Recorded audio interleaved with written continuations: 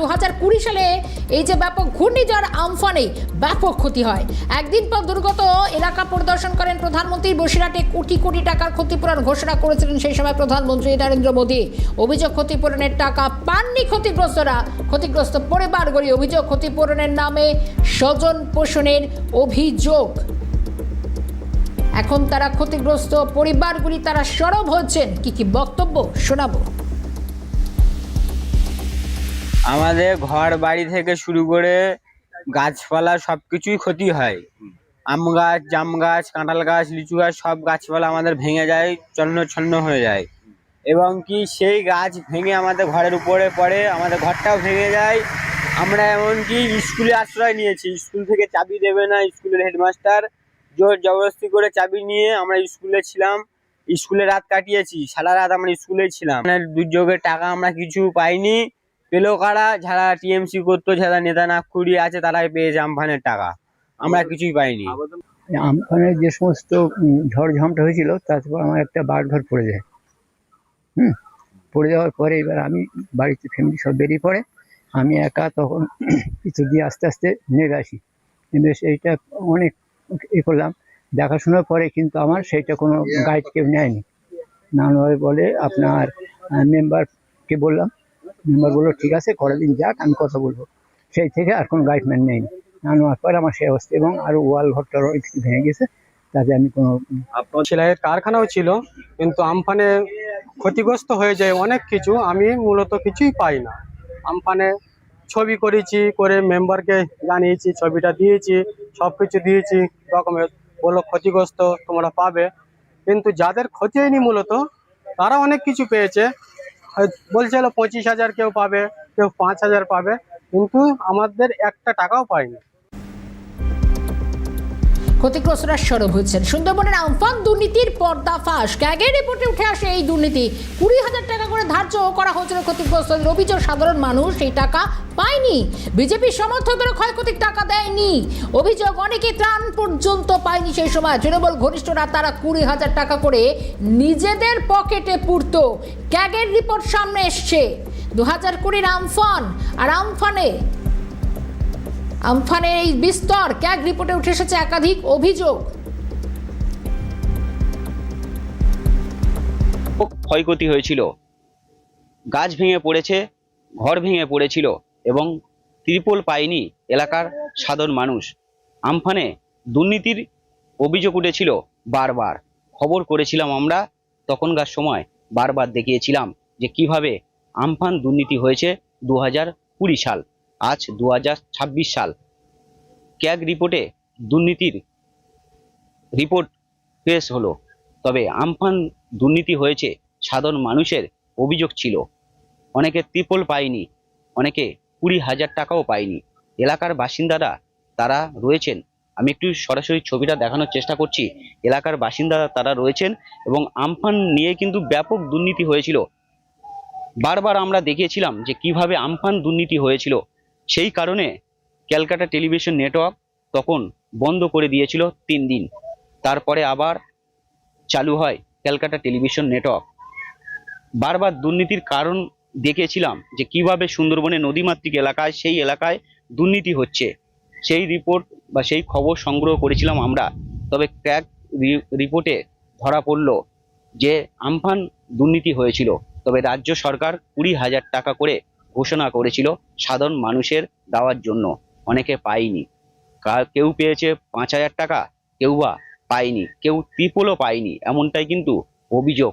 এবং এলাকার বাসিন্দারা তারা কিন্তু ক্ষোভ দেখাচ্ছে। এখনো পর্যন্ত তারা ত্রিপল পায়নি, ত্রাণ পায়নি এবং আমফানের টাকাও পায়নি। তাহলে পেল কারা?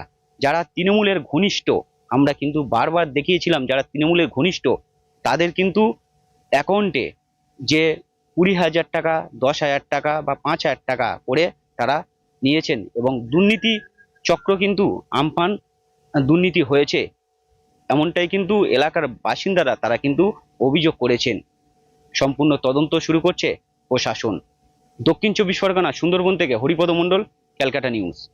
আমফানে ব্যাপক তো ক্ষয়ক্ষতি হয়েছিল। হ্যাঁ। তা আপনাদের ক্ষয়ক্ষতি পূরণ টাকা পেয়েছিলেন? না, পাইনি কিছু। কি বলেছিল তখন? একটা তিরপলের জন্য বলেছিলাম, বেড়া ভেঙে গেছিল বলে ঘরে চেয়েছিলাম, দেয়নি। ক্ষয়ক্ষতি তো প্রচুর হয়েছে, টাকা পয়সা যা এসছে সব লুটে পুটে খেয়েছে। তিরপল এসছে, তিরপল দেওয়া হয়নি, টাকা এসছে, টাকাগুলো ওরা নিয়ে নিয়েছে। হ্যাঁ, আমার ঘর ভেঙে পড়ে গেছে, আমার ঘর ভেঙে পড়ে গেছিল, আমরা একটা তিরপল চেয়েছিলাম, দেয়নি। ইয়াদ আলী তখন আমার এখানে ছিল বেঁচে, তখন ইয়াদ আলী আবার 3বার দরখাস্ত করেছি, দেয়নি। তারপরে এখানটা যা সাহায্য অভিযোগে আছে আমরা তো একটাও পাইনি। আমফানের সময় ঝড় বৃষ্টিতে ব্যাপক ক্ষতি হয়েছে, ঘর বাড়ি ভেঙে পড়ে গেছে, মাঠের জমি রয়েছিলাম 2 বিঘে বন্ধক করে, সে পর্যন্ত ডুবে গেছে জলের তলায়। তাও আমরা কোনো সাহায্যের সুযোগ কিছু পাইনি। একটা তিরপল চেয়েছি, তাও পর্যন্ত আমাদের দেয়নি, বলেছে ওরা বিজেপি করে, ওদের দেওয়া যাবে না। 5,000 টাকাও পেলেন? 5,000 টাকা আমফানের সময় কোনো রকম অনুদান আমরা পাইনি। আমফানের সময় কোনো রকম অনুদান তারা পাননি, তৃণমূলের নেতারা পকেটে টাকা গুঁজেছেন। বিজেপির কি বক্তব্য শুনবো? ব্যাপক তো ক্ষয়ক্ষতি হয়েছিল, হ্যাঁ, তা আপনাদের ক্ষয়ক্ষতি পূরণ টাকা পেয়েছিলেন? না পাইনি কিছু। সেন্ট্রাল গভর্নমেন্টের সমস্ত প্রাকৃতিক বিপর্যয়ের আওতায় যে হারে পশ্চিমবঙ্গকে ফান্ডিং করেছিল বিগত আমফান নামক প্রাকৃতিক বিপর্যয়ের, কারণ এই পশ্চিমবঙ্গের বুকে ভয়ঙ্কর প্রাকৃতিক বিপর্যয় ঘটেছে। সর্বোপরি ক্র্যাক যে রিপোর্ট দিয়েছেন, সেই রিপোর্টের ভিত্তিতে তৃণমূল কংগ্রেস নামক যে দলটা চোর, সেই দলের লজ্জা হওয়া উচিত ছিল। জনগণের মৌলিক অধিকার তারা নিয়ে খেলা করেছে, গণতন্ত্রের সাথে গদ্দারি করেছে। আমফানের রিপোর্ট, ক্র্যাকের রিপোর্ট আজকে তা প্রমাণিত।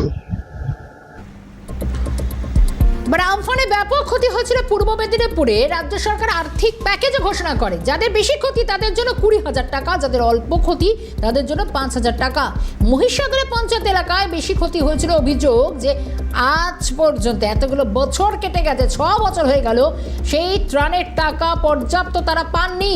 মহিষাদলের যারা ক্ষতিগ্রস্ত পরিবারগুলি, ক্যাগের রিপোর্ট সামনে আসার পর তারাও সরব হচ্ছেন, মুখ খুলছেন তারা।